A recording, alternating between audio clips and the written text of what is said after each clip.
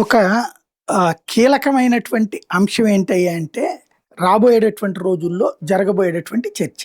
ఇప్పుడు విద్య అనేది ఎవరి సబ్జెక్టు? రాష్ట్రపు సబ్జెక్టు. ప్రైమరీ స్కూల్ లేకపోతే upper primary school, high school ఇవన్నీ ఎవరు నడుపుతారు? రాష్ట్ర ప్రభుత్వాలు నడుపుతాయి. కాలేజీలు ఎవరి ఆధ్వర్యంలో ఉంటాయి?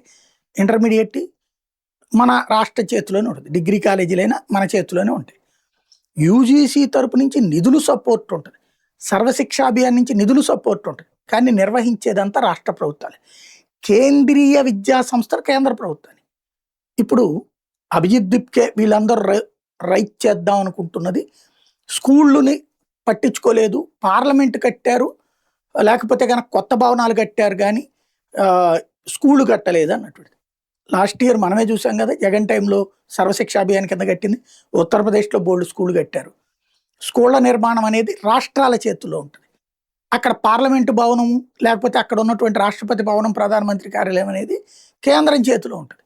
ఇది తెలిసినా తెలియనట్టు నటించడం, ఇది బొద్దింకల నాయకుడు అభిజిత్ దుప్కే డ్రామా. ప్రజలని కన్విన్స్ చేయలేనప్పుడు కన్ఫ్యూజ్ చేయడం అన్నటువంటి ఒక ఎత్తుగడ. అలాగే ఏదైతే ఇప్పుడు ఎన్నికల సంఘం ఓట్లు తేడా చేస్తే ఎవరిది బాధ్యత అవుతుంది? ఈసీని ఎవరు ఎన్నుకుంటారు? డైరెక్ట్గా కాన్స్టిట్యూషనల్గా ఉన్నటువంటి సిస్టమ్ ప్రకారం ఎన్నిక చేస్తారు. కానీ దాంట్లో ఎన్నికల సంఘం తప్పు చేసినా మోడీని టార్గెట్ చేయాలి. సుప్రీంకోర్టు తీర్పు మనకు నచ్చకపోయినా మోడీని టార్గెట్ చేయాలి. ఓవరాల్గా ప్రతి అంశాన్ని మోడీని టార్గెట్ చేయాలి. ఇది రాహుల్ గాంధీ చేస్తున్నాడు, అభిజిత్ దుప్కే చేస్తున్నాడు. ఆమ్ ఆద్మీ పార్టీ అనేటటువంటిది ఇక్కడ అభిజిత్ దుప్కేని ముందు పెట్టి నడిపిస్తోంది. కేజ్రీవాల్ ఫేస్ జనానికి నచ్చట్లేదు కాబట్టి అభిజిత్ దుప్కే ద్వారా ఇప్పుడు బాగానే ఉంది. బీజేపీ ఓటర్ బీజేపీకే ఉంటాడు. వాళ్ళు మారిపోయి వీళ్ళ మాటలు వినేంత అమాయకులు కాదు. వాళ్ళకి ప్యూర్లీ తెలుసు ఏంటి ఇవాళ కాదు, వాళ్ళు గత 70 ఏళ్లలో ఈ దేశంలో జరిగే కుట్రల మీద కడుపు రగిలి రగిలి రగిలి రగిలి అటల్ బిహారీ వాజ్పేయి టైంలో ప్రభుత్వం వచ్చినప్పుడు, లేకపోతే మోడీ ప్రభుత్వం వచ్చినప్పుడు సంతోషపడ్డవాళ్ళు. వాళ్ళు ఏమి ఎగిరి గంతులు వేయరు, డ్యాన్సులు వేయరు, లేకపోతే ఎంజాయ్ చేసేది లేదు. దీన్ని అడ్డు పెట్టుకుని ఆస్తులు కొల్లగొట్టుకోవడము, లేకపోతే ఎవరినో మర్డర్లు చేయడము, రౌడీజాలు చేయడము చేయరు. వాళ్ళ పని వాళ్ళు చేసుకుంటూ పోతుంటారు.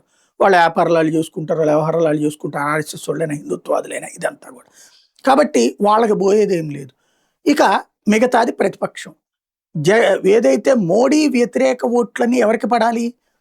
కాంగ్రెస్ కూటమికి పడాలి.